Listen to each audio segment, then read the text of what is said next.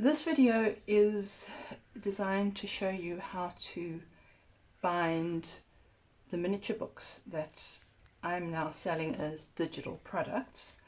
I'm starting with two of them.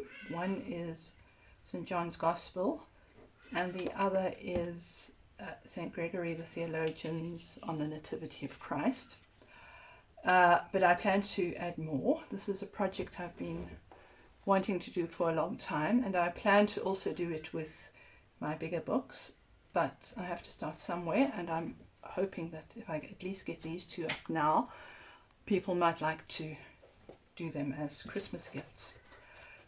So essentially this video is available to anyone and you can preview it before buying the products. What the products are is a package of 3 files. There'll be a written tutorial that will give you all the details you need to know, although I also cover that in this video. There'll be a second PDF which contains the text block of the book laid out in miniature format. It'll be available in both A4 and letter format. The books will vary in length. This one is 10 pages. There might be some that are a page or two longer. This one is only 4 pages. So yes, so that's the one file. That's a black and white file that you need to print out. You can use any paper. Well, yes, any printer paper.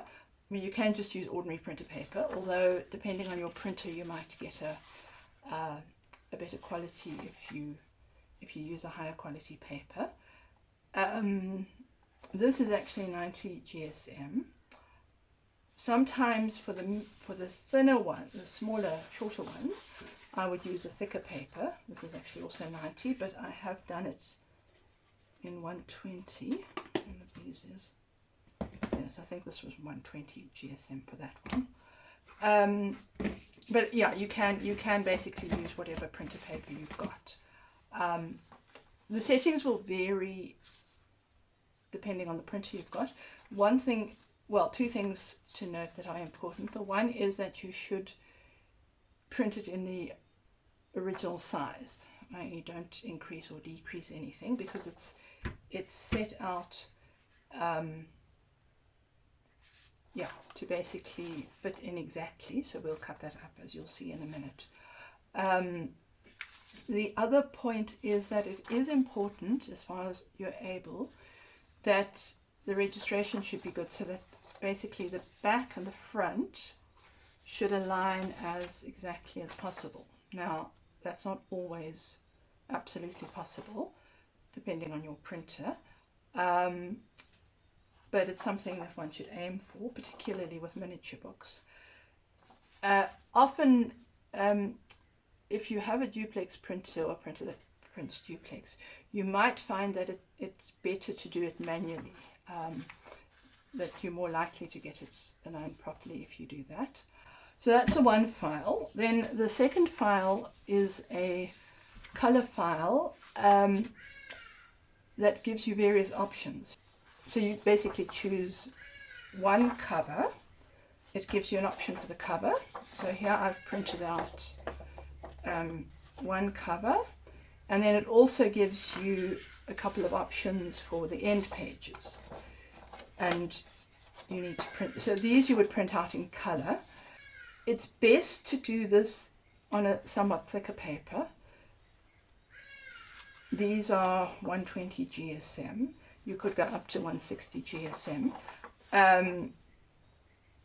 depending what you have. If you don't have any thicker paper or any other paper other than basic printer paper, I will do a video on how you can actually laminate that to make it stronger. And then in that file at the back, there's also a sheet. This isn't essential, you can make your own, but I've done it to help you. That you can use for measurements when making your cover. I'll explain that when we get there.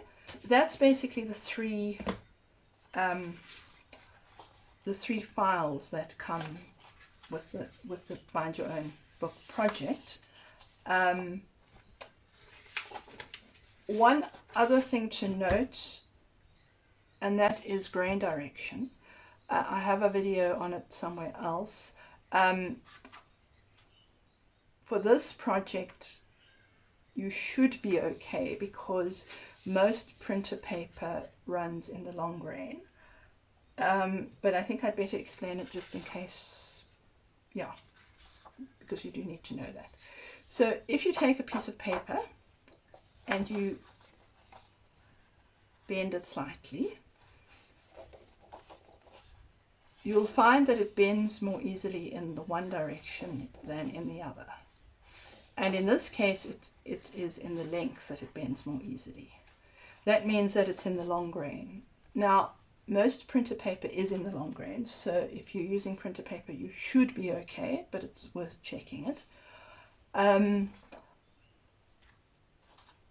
with the miniature books, it should be quite easy. But it is important to note because also when we're dealing with spine boards and things, it becomes important. Because if you get the grain direction wrong, especially in some places, it can be a big problem. So I just wanted to say that, but it should probably be okay.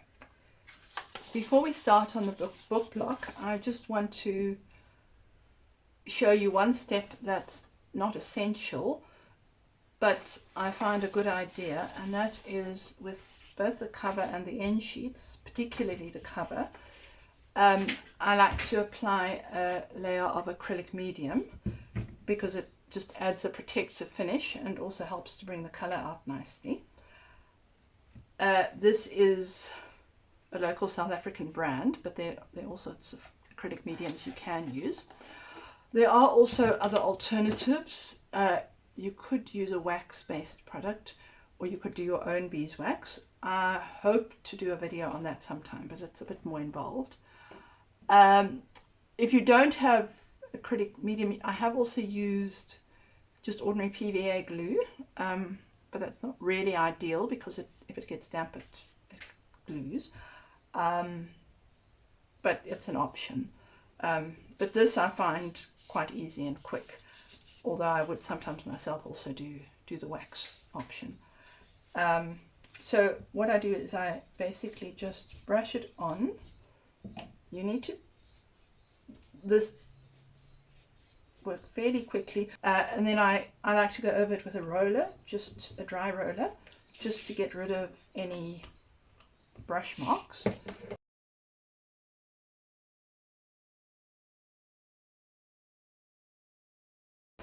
Well, what I didn't say was that these are printed with an inkjet printer. Obviously that depends on what you have, and there are pros and cons, especially for the black and white text block, as to what's best. So use what you can, or go to a copy shop or whatever. But yes, the acrylic medium applies specifically to an inkjet printer. And then I'll put these aside to dry, and I'll come back and do the text block. Okay, I'm now going to start with the text block, which is the inside part of the book. The type of binding here is called case binding because we make the text block and the cover separately and then we case it together. It's basically the same as I show in my series on case binding from a few years ago. But this is obviously in miniature. Now, the pages are all laid out in signatures. It might help to explain that a book is made up, at least a stitched book, is made up of a number of signatures or sections, which are basically, I've done this to show an example, are basically little booklets that are folded together. In this case, we're going to have 4 sheets, which will give us a total of 16 pages.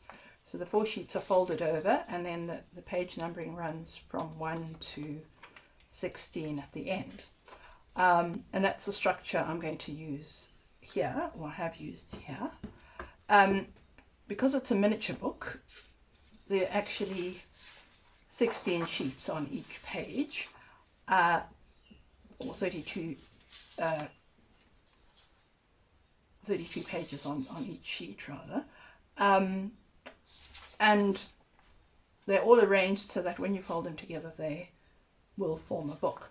But when you're doing it, it's a good idea to keep them in order because it can get quite confusing if they get mixed up.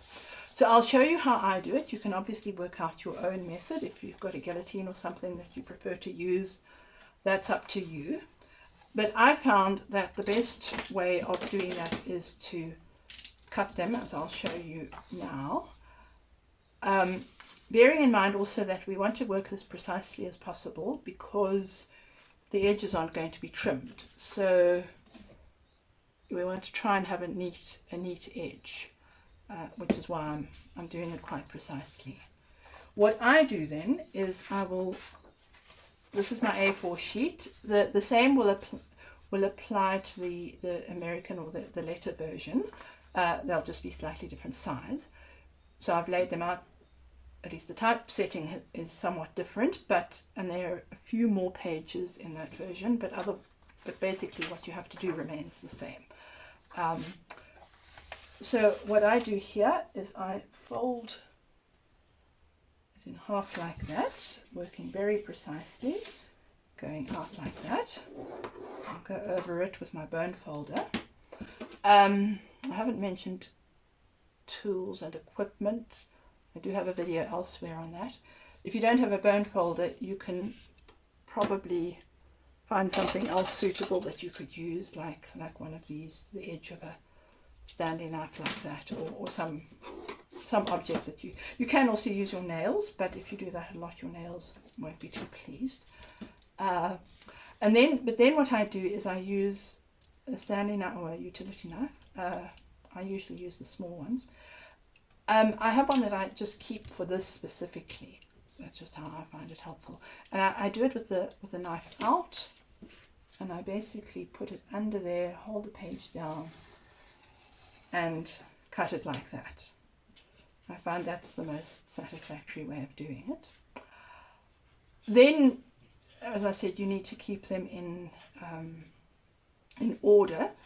So they were like that, and so that's your first sheet, that's your second, and I'll just lay them down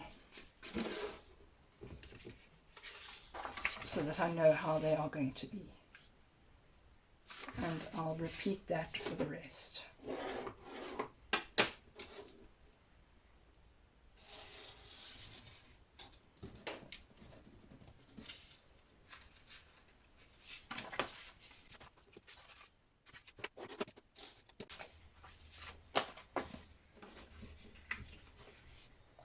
Once I've done that, I have 10 sheets, and each of these sheets will form a signature. So what I do then is I will again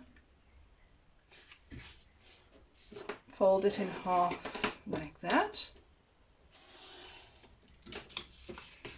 and I find it helpful to put it back where it was. You might do it differently, but just it helps to have some system so that you know what comes after what.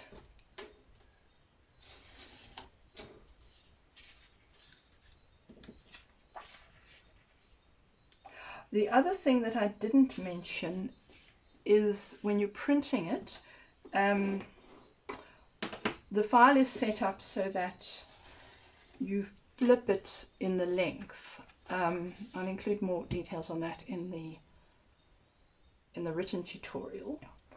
Okay, so I have my 4 sheets as they were there, and then I basically just make sure that they're in order. So that's 1, although there's no number on it, but that's the first page.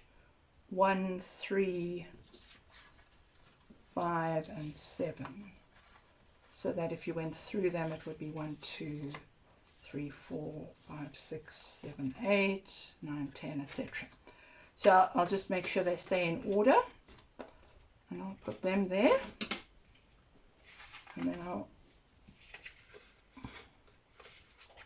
do the next one.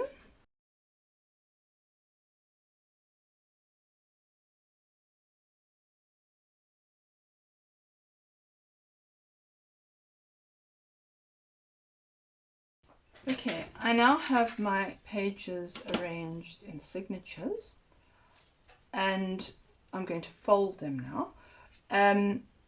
One could fold all 4 at a time. That is what is often done.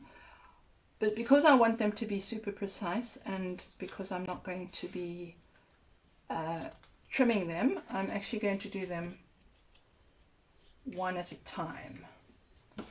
So you can work out a different system if you want to, but what I do is I fold each page of a signature, and then I don't press them down too much at this stage, but I fold each page of signature, and then I put them together, checking that they are in the right order. And then when I have the signature together, I will always, if you need to press things down, it's the top edge, which is called the head, that you should basically align everything against. So I'll put that there, and then I'll go over them with my bone folder. So that's the last signature of the book, and then I do the second last, and will gradually work my way to the front.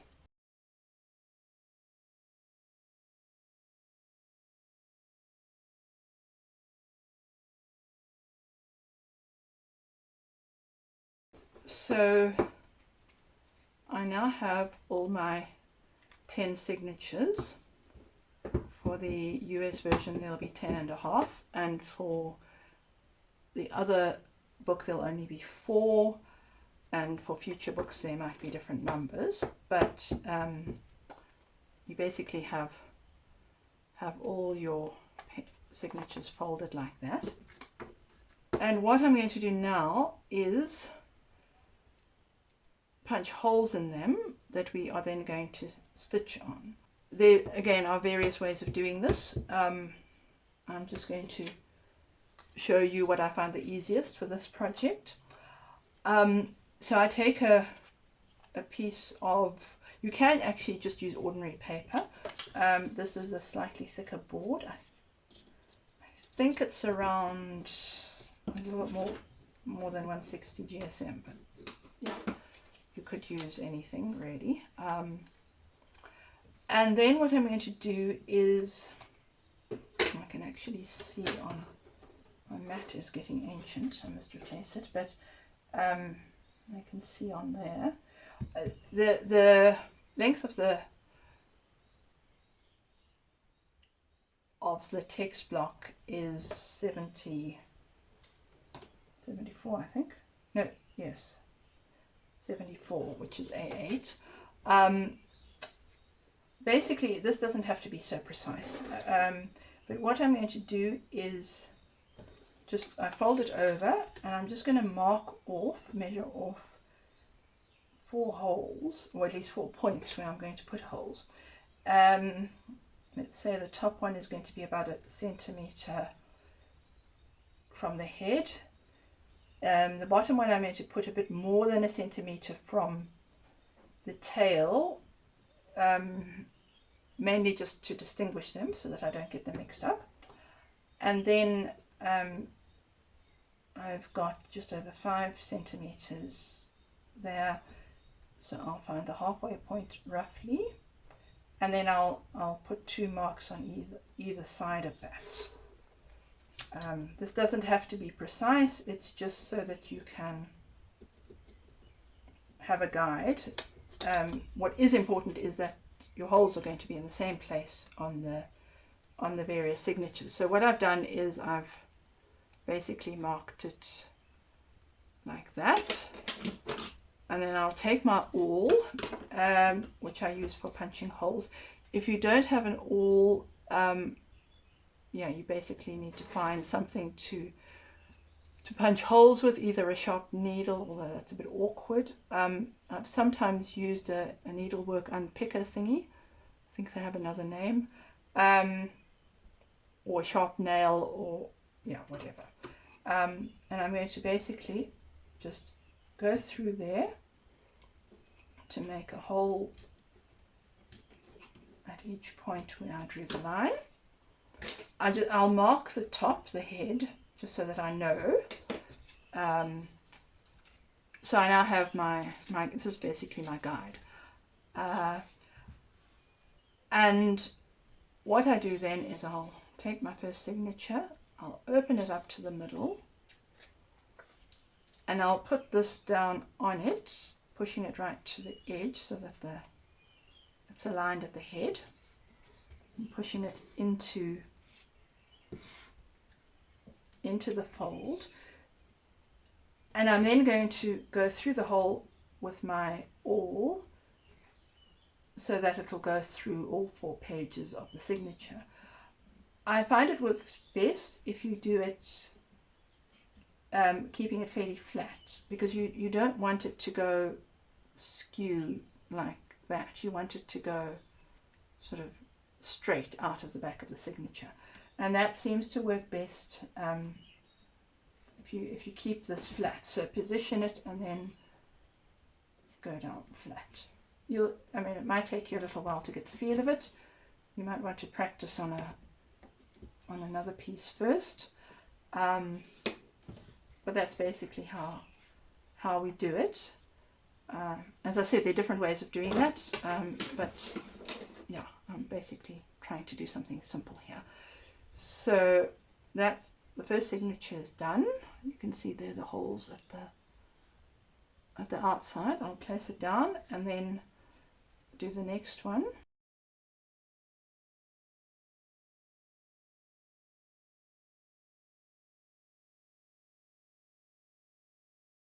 Okay, once you've punched the holes in all your signatures, you'll see there, if everything's okay, they'll all be lined up straight on the outside. What we're then going to do is stitch the signatures together. Now, to do that, again, there are various ways of doing this. I'm just going to show you a simple method that I find easy to do. And I'm going to cut a thin strip of paper that will go between the middle holes to help to anchor the book as we are stitching it. The only thing to note about this is what I said about the grain direction. It's a good idea to have that going in the same direction as the book block, which is in the length. So here's a little scrap of paper, and I'm just going to check it. It folds easier this way than that way, which means it's running in this length, which means I'm going to cut off a thin strip from the top, which will then be running in the same direction. This doesn't have to be precise, it's just as long as it fits in between your holes in the middle. So I lay that aside first. I find it helps to work on a somewhat raised surface. So what I do, and again there are different ways of doing this, the important thing is that you have some system so that your signatures stay in order. I start at the back, I face them down like that, and then I bring one across here. I then take my thread. For this I'm just using a synthetic thread. It's a thread that's used for leather work, for machine leather work actually, but it's quite thin but strong. Traditionally linen thread is used, which is great if you have it or can get it, but you can use all sorts of things. The important thing is it shouldn't be too thick, because that will add bulk to your spine, and it should also be reasonably strong. So yeah, so what I'll do is I'll start off by leaving a bit of the tail, and then I'll basically measure just under the length of the book. 1, 2, 3, 4, 5, and then double that, because I'm going to have 10 signatures. So basically I tend to do this longer than it needs to be because I don't like having to join it, but that's just laziness. But yeah, basically you need to work out the length of it going backwards and forwards. And there are special bookbinding needles, but you can use any needle that fits basically. So we start with our first signature. Well, it's actually our last signature. I'm going to open it up slightly. Well, open it up to the middle, so this page actually didn't print well. I've only noticed it now, but never mind. It's just something to look out for in future or when you're doing your projects. So I find it helpful to open up the holes from the inside. What we do then is we are going to start at the head and take your needle and go through the hole from the outside. So take it in and then go out the next one, go in the third one, and go out the fourth one.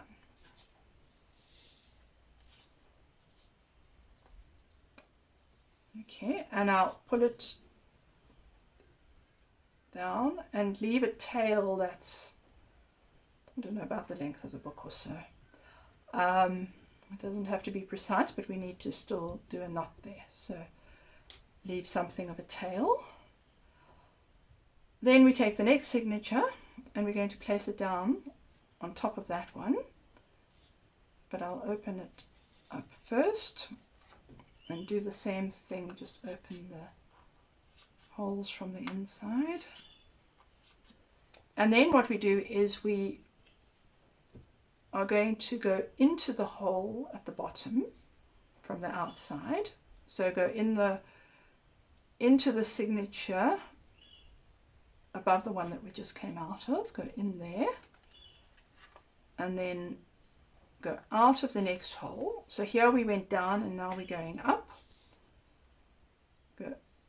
Come out of that one, go into the next one, and go out of the top one.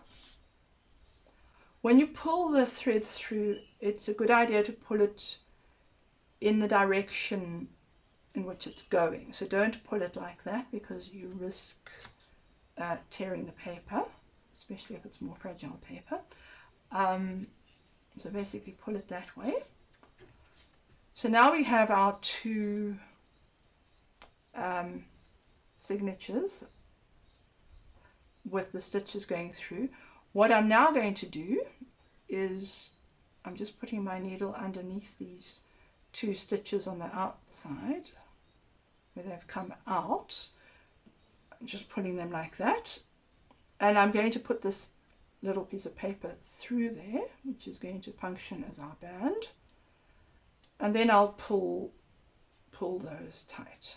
So it's like that, and what I then do is I'll put that underneath on my surface, try and make sure that it's they're precisely on top of each other, and then I'm going to tie a knot here with the tail thread that was out.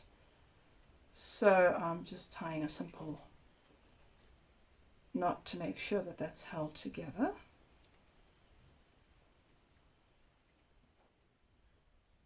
I usually do a triple knot.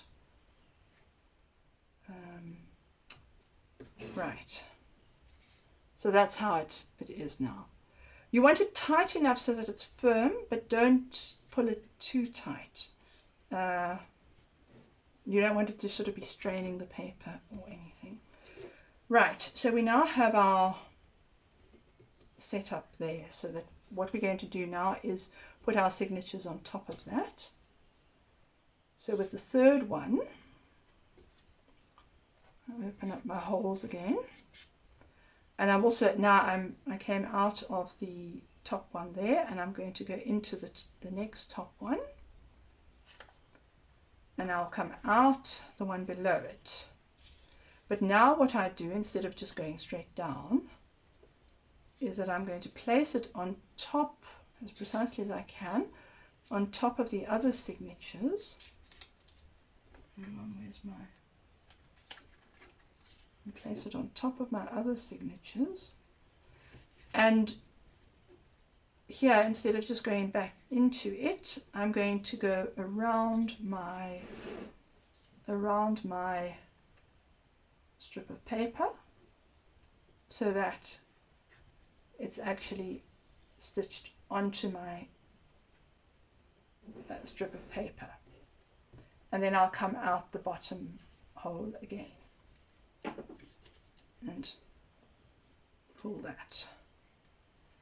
Now what I do here, at that one we tied a knot to join those two together, but here I'm going to make what's called a kettle stitch, which actually comes from the Dutch or the German word ketting, for chain, because what it does is basically makes a chain between the signatures.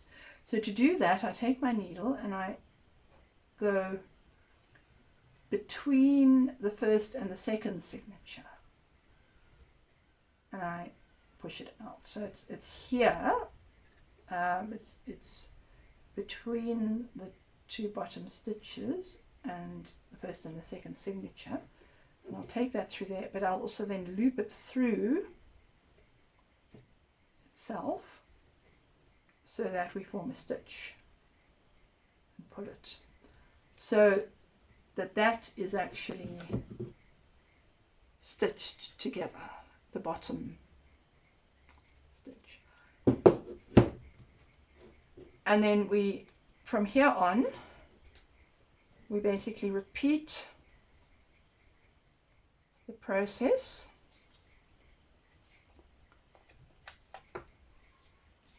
We take the next signature, and we go into the bottom hole, out of the next hole,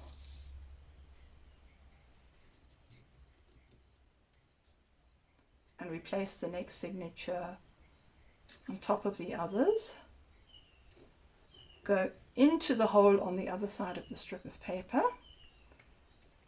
and come out of the top hole.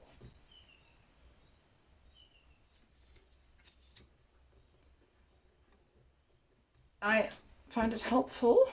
Traditionally people hammered it at this point, but I find it helpful to just go over it with my bone folder to make sure that they're pressed down. And now here what we do is we make another kettle stitch, joining it to the signature below that. So I go between the second and third signature, bring it through the loop, and pull it like that. Be careful that you don't pull it too tight when you do the kettle stitches. It needs to be firm, but you don't want it so that it's becoming tighter at the edges than in the middle. And then you basically repeat that process with each of the signatures, going up and down the length of your text block.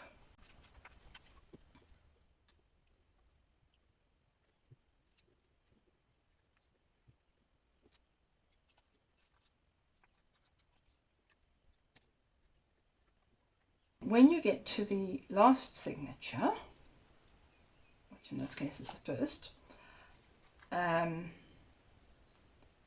basically do the same thing.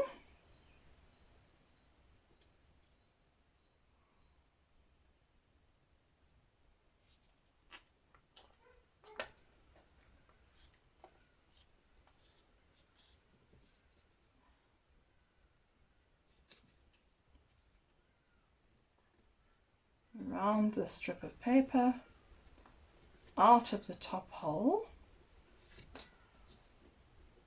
And now what you're going to do is you'll make a kettle stitch going between the two signatures below that, and then you'll repeat that. I tend to do it between other signatures just to distribute your knot over the spine, but that's not essential. And yeah, I normally do 3, and then cut it off, leaving in fact cut both of them off, leaving a couple of centimeters tail. Now that the signature has been stitched, what we're going to do is first of all attach the end pages.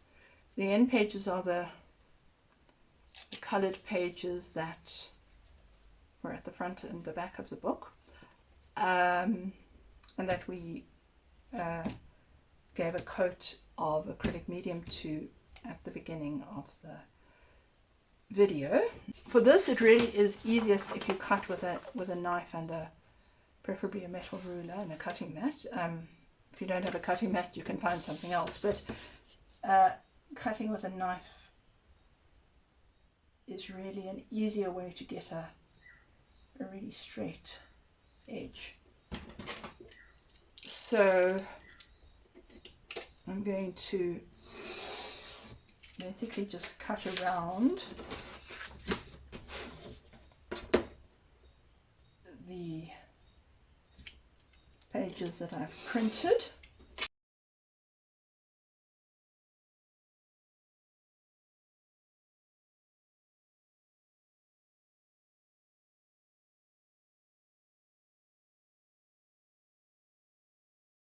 And then what we do is we fold these in half very precisely with the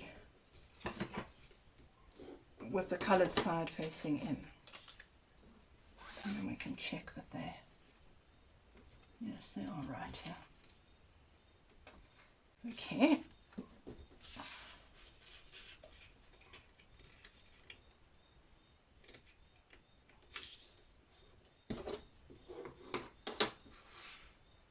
Depending on the end page, you might want to note that one needs, this doesn't really matter, but sometimes they have a right way around, so you might want to check that. And I also find that it's a good idea to just make a note on the front so that you know which is which. So now what I do to attach them, this is the simplest way of doing end pages. It's called tipping in, where we basically just glue them on to the text block. I'll usually glue them together, but I think for this, if it's your first time doing it, it's probably easier to do one at a time. So what I do is I have a scrap piece of paper. I put it down with the inside facing upwards, and then I'll put another scrap piece of paper over it, leaving just a couple of millimeters exposed that I will then glue. I'll talk about glue in a minute. So I'll take that up and then place the folded end sheet on top of the front page. I find it helps to open it up just to help you align it, make sure it's properly aligned over the first signature, and then you can use a cloth to wipe it down, press it down. I tend to use a bone folder here, and then this little tail from the strip that we stitched it onto, I'll just put a little bit of glue on there and stick it down as well. Don't pull it too tightly, but just press it down. and then we'll do the back one. Basically, yeah, just repeat the process on the back one. The glue I'm using here is PVA. I'll do a separate video about glue because people keep asking, and it's a bit difficult to give exact answers because it depends where in the world you are.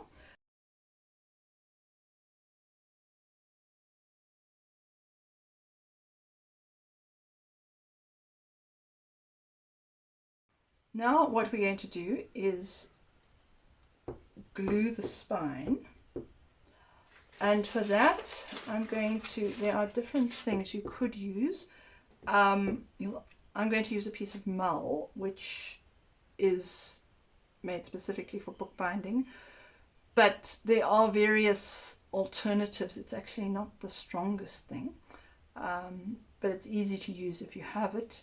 If not, you could use a piece of muslin or any really thin cloth. Even if you're at a real push, you could use a piece of paper. But if you do, make sure that the grain direction runs in the same direction as the spine, so that it folds easily that way going up. I'm just going to use some pegs because I assume most people have them, or something like that, some sort of a clamp. So what I do is I want to align it at the head again, and again, because we're not going to trim it, we want it to be as neat as possible. So I line it at the head, and then what that one doesn't fit. Okay, and then I'm going to basically put it between these two pegs. Really, the pegs are there just to keep it standing upright. It doesn't have to be pressed at this stage, but there are people who do it lying down, but I find it best to keep the book block upright while the glue is drying. When you're using glue, it's always best to have a damp cloth around to clean your fingers, and a dry cloth as well.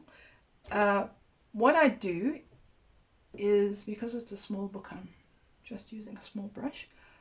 I'm just going to glue a strip, maybe a centimetre or so, of glue along the top of the end page, so right next to the spine. Don't go right up to the top though, just and be very careful not to get glue on the edge of the book there. You don't want your pages sticking together. Okay, it doesn't have to be precise here, and don't put too much. You can always add more later. Then what I do is I usually pinch the one side down to keep it from opening too much. You don't want your glue running down into the book. And will then just glue on the spine. And these little tails, I'll just make sure that they go there, and careful that they don't go down between the signatures. And you also don't want them going down onto your end pages, so just keep them there. But you want the whole spine to be covered. And then when you have that, take your piece of mull. I've cut it so that it's just a couple of millimeters less than the length, and maybe about a centimetre or so wider on each side. And then you put it on, and you're basically just going to pull it down with your fingers so that it glues onto the glue that you have put at the top of your end pages. Try and pull it so that it's evenly, you know, don't have it narrow on the one side than the other if you can avoid it. And then I'll take my glue and just go over the top again with a layer of glue. Always brush outwards, so don't go like that, or you risk getting glue on the book edges.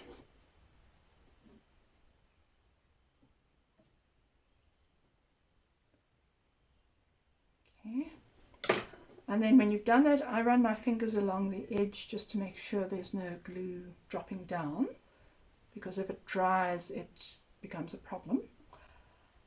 And that's the book block glued. I'm checking that it's still nicely aligned, which it is. And now I basically leave that to dry, which will probably be a couple of hours depending on the weather. Okay, my text block is now dried, and what I'm going to do next is round the spine. There are various reasons for that, although one does get some books with straight edges. In general, it's a good idea to round the spine, and all the measurements in this project are based on a rounded spine. So to do that, I take the book,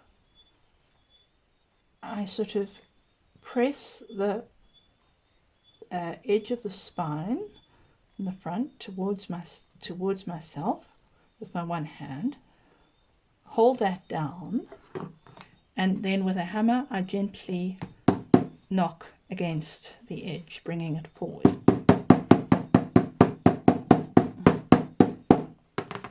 The basic rule is that what you do to the one side, you must always do to the other side. So I repeat it on the other side.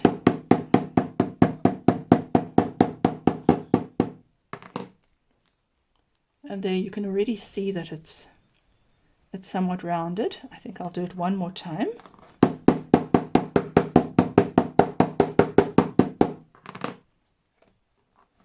Back.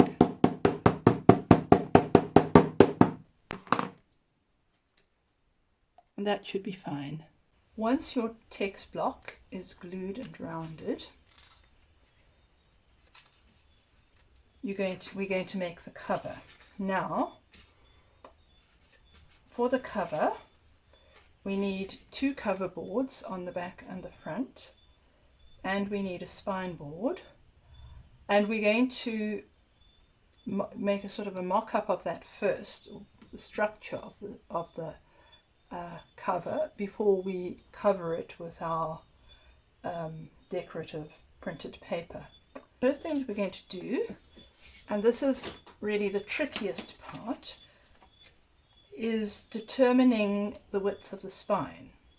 As I said before, I've designed this book so that there's a standard size for the pages and the cover, but the thickness can be somewhat variable, so I can't tell you exactly how wide your spine board must be, because yours might be slightly different to mine, which depends on the paper and the thread and how tightly you bind it.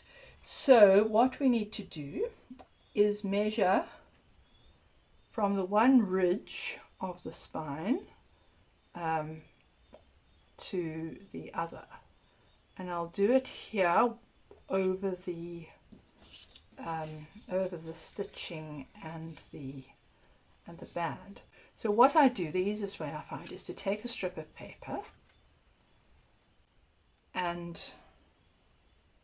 place it just against the ridge there, bring it across, hold it down, and then take a pencil and mark where it comes to here. And just check it in a couple of other places so that there isn't, yes, this is slightly wide. Okay, so I now have my measurement, and I'll check on my ruler that is just 15 millimeters. Now what I've done here, you can also do this yourself, but I have, to help you with this, I've made a sort of a template thing for you to cut out. It'll just help one to glue the structure of the cover. So, but I've done several from 13 millimeter width to 18 millimeter width, depending on what you need. So I'm going to take this one here. That's 15. I could also have checked it here instead of measuring it on the ruler. And I'm afraid this is only in millimeters because I mean I've done an American version for letter size printing, but I'm afraid I have not converted anything into inches because that's sort of beyond me. But if you're confused by millimeters, you can always just measure it on here and find the one that is most suitable. So what I'm doing is I'm just cutting out the one that's most appropriate, and then I'm going to cut right around this whole block. This doesn't have to be absolutely accurate, but it's really just as a guide.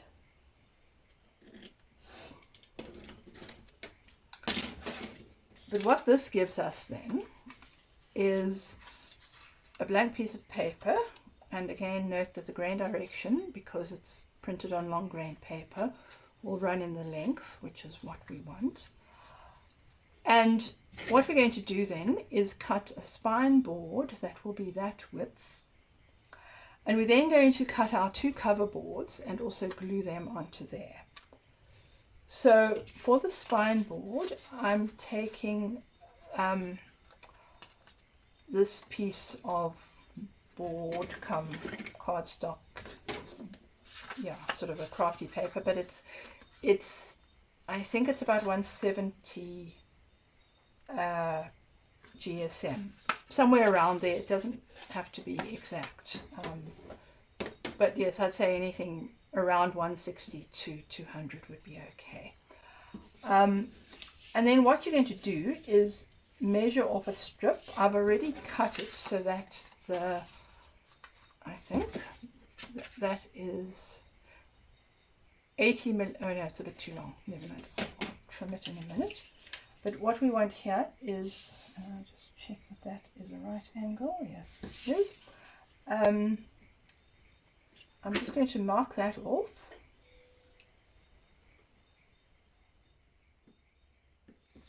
And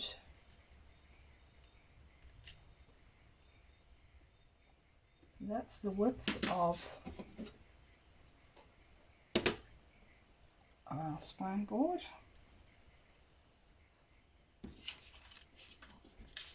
Check it against there. And I'll cut that off. Okay, so that's going to go in the middle there. Now what we also need are our 2 cover boards, and I have here a piece of board. For this project, for binding, I normally use board that is 1800 GSM or 2 millimeters. You could use that for these, but I generally find a somewhat thinner board better. Also, if you do use a thicker board, you might have to adjust the hinge slightly. So I generally find it better to use something about half of that. I think this is 900 and it's about a millimeter. So that's what I would normally use. But what I've done this time is I have taken a piece of board that I made myself. I've done a separate short video on how to do that. Basically, I used a packaging box, and that was really just to show you what you can do if you don't have board yourself. So either take a piece of relatively thinnish board, I'd say around a millimeter, or else I'm going to use this board. And if you want to see how to do that, I'll put a link below. Okay, it needs to be 80 millimeters by 52 millimeters. So what I'll do, okay, I'm just trimming the edge to make sure that we have a good right angle.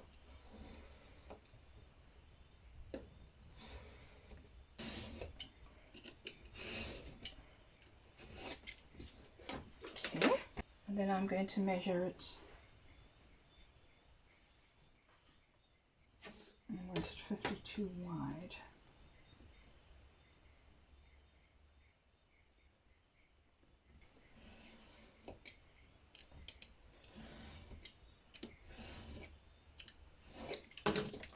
Okay, so if I've got it right, and let me just check that the corners are all square. I think that's right. And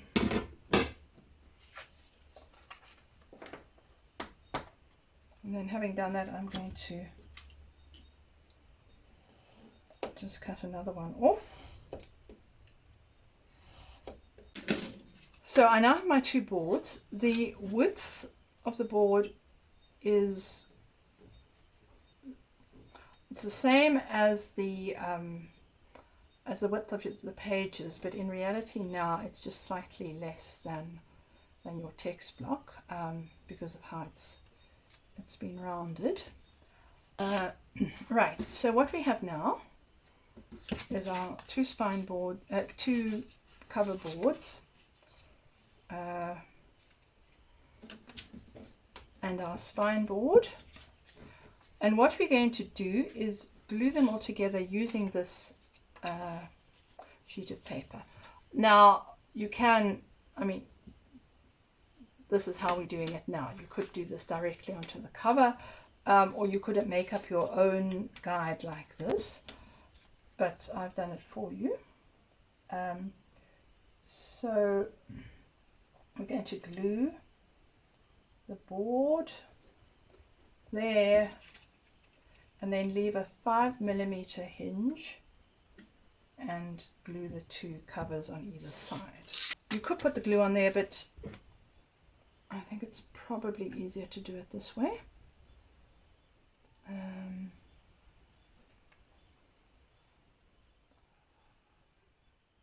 Glue the back of the spine board. Place it in between the two middle lines, making sure that it's straight, and then just rub it down well. I'll take some scrap paper. There are different ways of doing this, but I'm just showing you an easy way. Take some scrap paper below, put your scrap paper above as well along the line so that it covers the hinge, and glue that. I always have a damp cloth with me when I work with glue, and a dry cloth as well actually. And then we're going to place the one board over here, trying to make sure that it stays straight. You can use if you have a board, my mat is needing to be replaced, but or you could also have a guide, a sort of measurement to make sure that it's getting pulled. There we go. There's 5mm between there. Again, the measurements are specifically for this project, so if you did another size that might vary. Okay, and then I'm going to do the other side.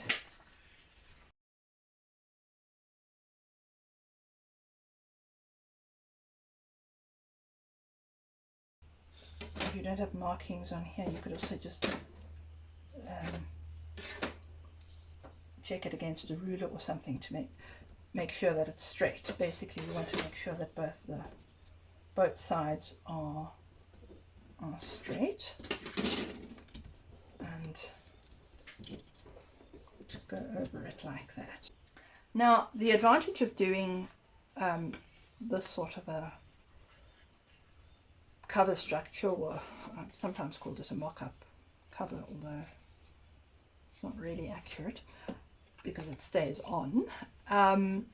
But one of the advantages is that you can then also check that your measurements are correct. So I've Once you've rubbed it down well, I'll put the book block inside and pull it over, and we're just going to see that that looks okay.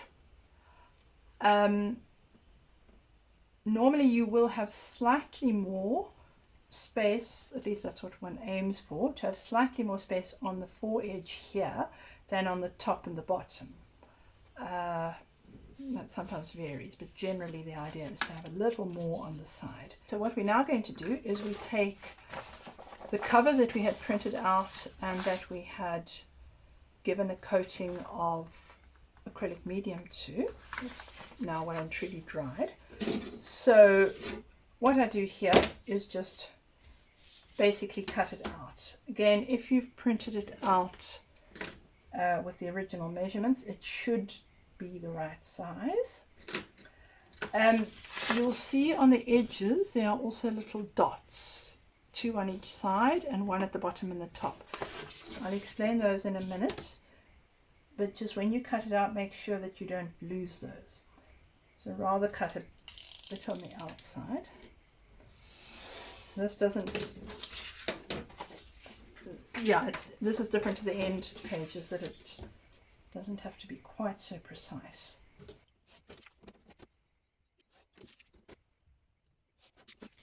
Right, so now we have our cover here, and what we're going to do is we are going to cover this with this. And your measurements should be exactly right. We do need to make sure that we line it up in the right places. And that's why I have made these little dots on the side. So what I'm going to do is, where there's a dot at the top and bottom of the spine, I'm just going to make a hole with my awl, or you can use anything else, but to go through. This is just as a guide. It won't be visible on the final thing, which is why we do it right at the edge. Okay. And then I turn it over and I take my ruler and I'll start with the one in the middle, and I'll draw a pencil line from the one dot to the other dot. The point of that is so that you'll be able to see on the back where the center is, so that you can line it up well. It can help to just hold it up against the light or something, also to see, so that you can see through the page and make sure that it's in the right place. Then your dots at on the sides, they should guide you to roughly where the cover should go. So what I do is I'll do another pencil line joining up those two, and another pencil line joining up these two, and then we're going to place it down. Might also be a good idea to find the middle of your spine board. So an easy way of doing that is to just, on a piece of paper, take the width of the spine and then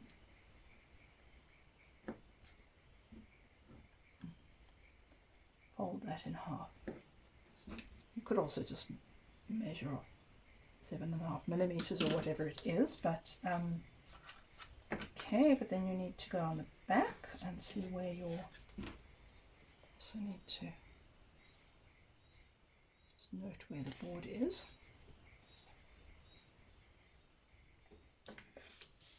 Okay.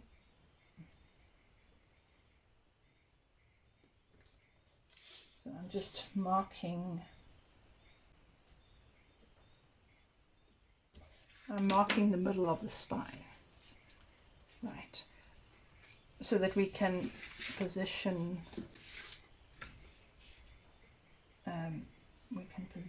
our cover structure in the right place. What I find you can do with this is just fold it over to give you an idea. So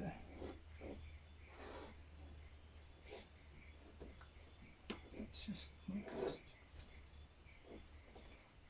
mark that roughly where it will be. That will give us a right, and that should be in the middle of our spine board. Okay, so having worked out where it's going to be on there, there are different ways of doing this. I'm showing you the simplest. You could also glue the paper, and in some ways that might be better, but for now I think the easiest way when you're learning is to just glue the and for this it's fine, glue the cover board down. So I'm using a smallish brush because it's small, but it could be a bit bigger. And okay, you want it well glued, but not too much. Okay, and I'm then going to place that according to where my marks were, according to the center. That's okay, right, okay. Now with a paper cover I find it's let me check this. Oh, that is all right. I'll just go over it with a dry cloth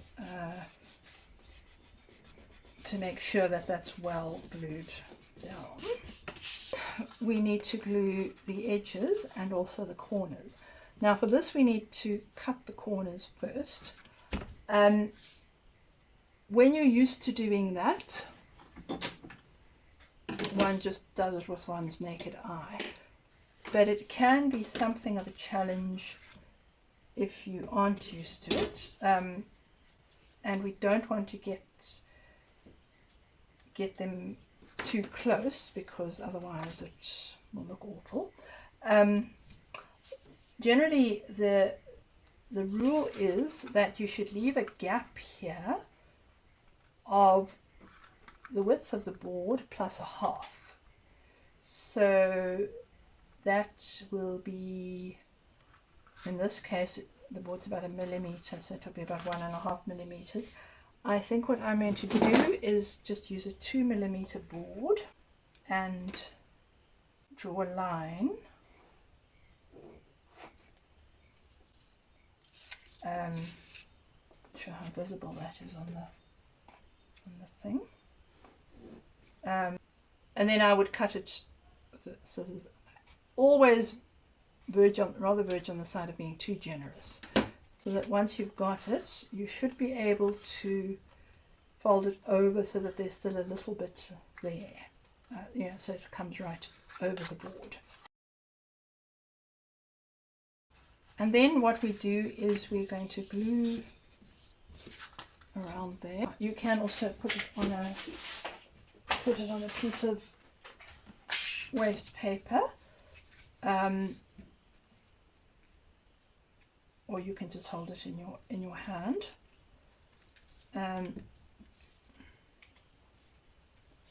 If you want to do one side at a time, you can, but I usually put glue on all of them. It also depends on the materials you're working with.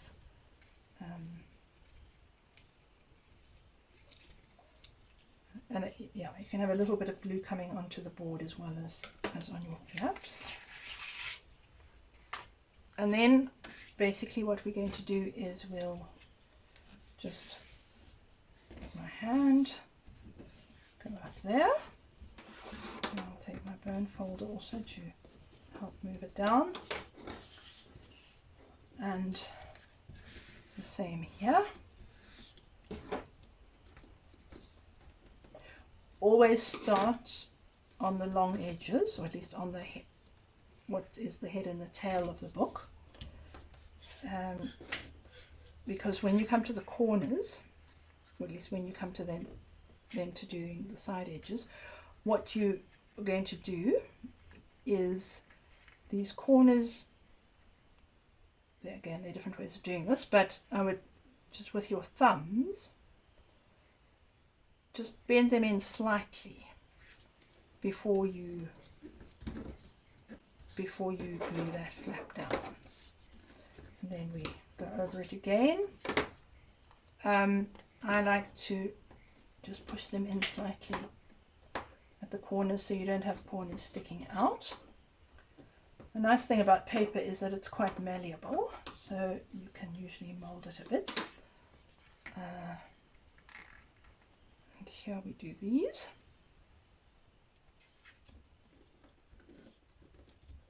And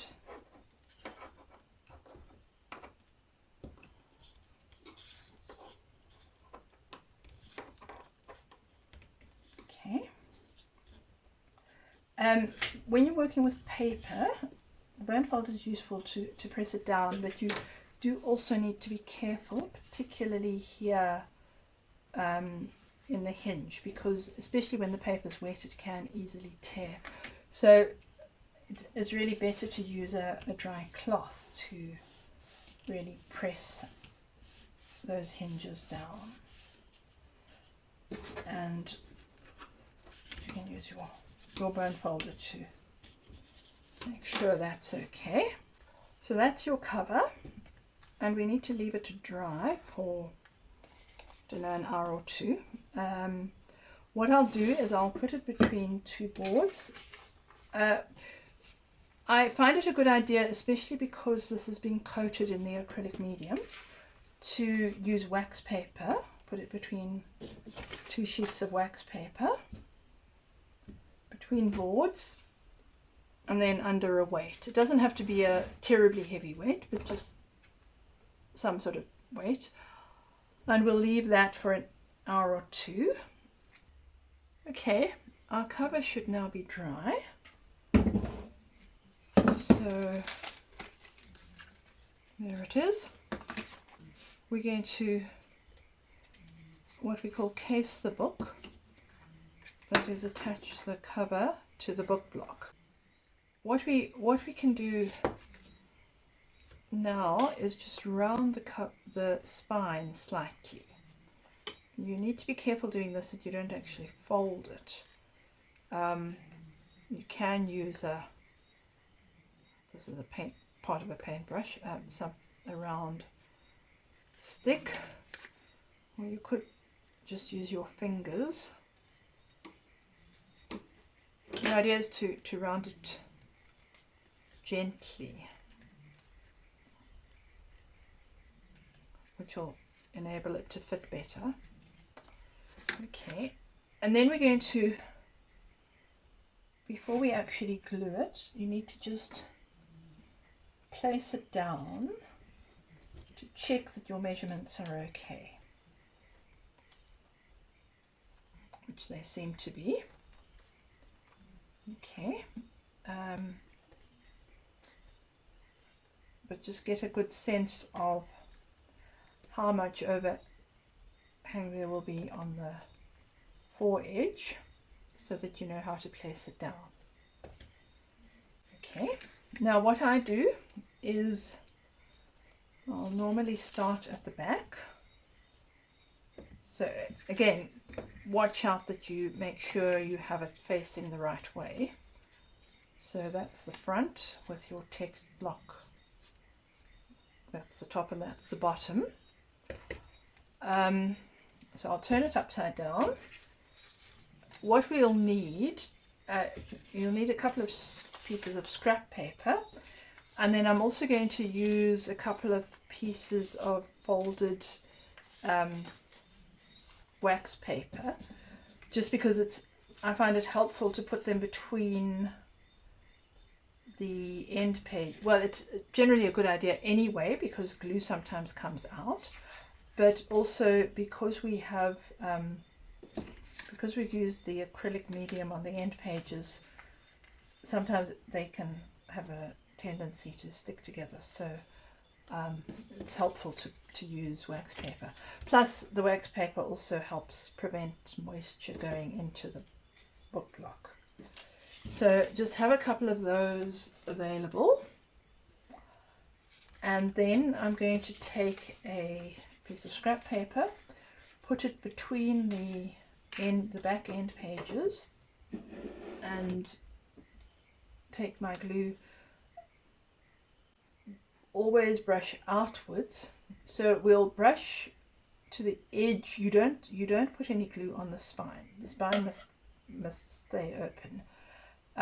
Brush from there, but always brush outwards. Don't do that because you may get glue under the end page, which we obviously don't want. You also don't want to use more glue than you need to. I mean, obviously it needs to be well glued, but the more moisture you have, the more likely your paper is to wrinkle, which will also depends on the type of paper and how thick it is. Okay, so I've got my glue on, and what I do now is I'm going to place it down on the cover, just looking to make sure that it's in the center from the top. That's the one, and then I repeat it for the front. This can be tricky when you're just starting out, because if you need to get it straight and you need to get it well aligned, and sometimes people will rather, instead of using PVA glue for this, they might use paste or a mix of PVA and paste, which can help because it'll enable you to have more time to position it before it sets. I'm not doing that now, but it is something you might want to consider, and I'll discuss that in my video on glues. Okay, so now we need to just bring this over and lift it up. Even with the PVA, I mean, you can wriggle it for a little bit. So you basically need to wriggle it a bit to make sure that it's neatly where it's all supposed to be. And I'll usually then also take a dry cloth to work it down with. And the spine board goes around the spine, but it's not glued down, because when you open the book, that needs to be able to move freely. I'm also just going to go into the groove here with my cloth. There is another way of doing that I'll do a video with a few optional things, but I don't want to make this more complicated than it has to be, so we're just going to do this like this. And then I'm going to put, these are basically just folded pieces of wax paper, so there's wax on the outside of both sides. We put that between the two end pages. And another one at the back. And then we need to briefly press it very well. Now, if you have a press, that's obviously useful, but you can also do a lot either with a sort of DIY press, or else simply with two boards. And for bigger books I would use a couple of G clamps, but because this is really a tiny book, I'm actually just going to use one. So I'll place my boards. What you need to be careful about is that the boards cover, these boards, my wood, or in this case MDF boards, go all the way over the cover boards of the book, but you don't want them touching the spine board. That needs to be free. So the boards go to somewhere in the hinge there. And then what I do is I'll put that under there. I'll basically just use one of these clamps and I'll place it sort of in the middle of the book. If it was a bigger book I would use more, but it's such a small book that this should be more than enough. So I'm just going to do it very tight for a minute or so. Open it, because at this point you can sometimes see if glue has seeped out. Doesn't really look like it, but there's a little there. You just take a dry cloth and wipe it off if it has. And that looks fine. So I'll put these back.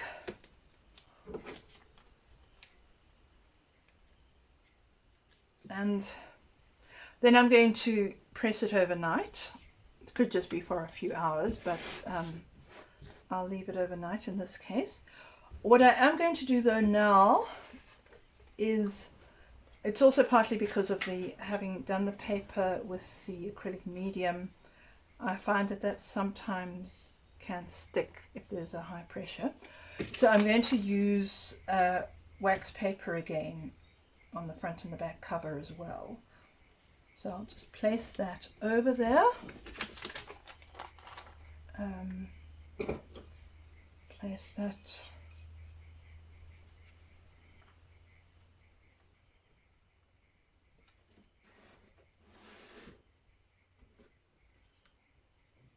okay. Again, just make sure that the boards are totally covered.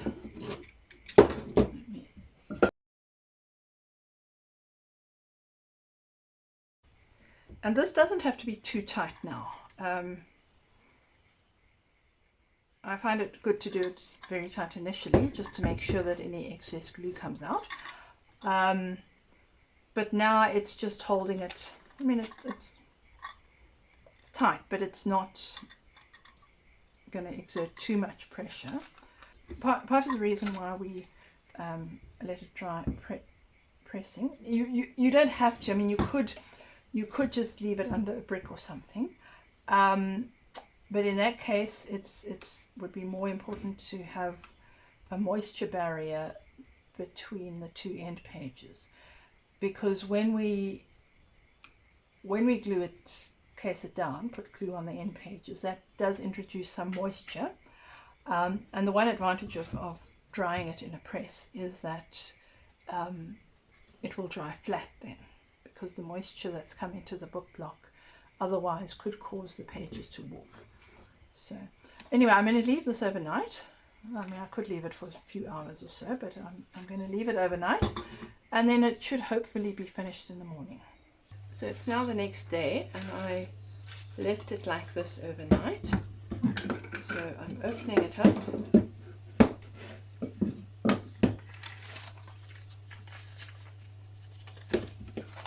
And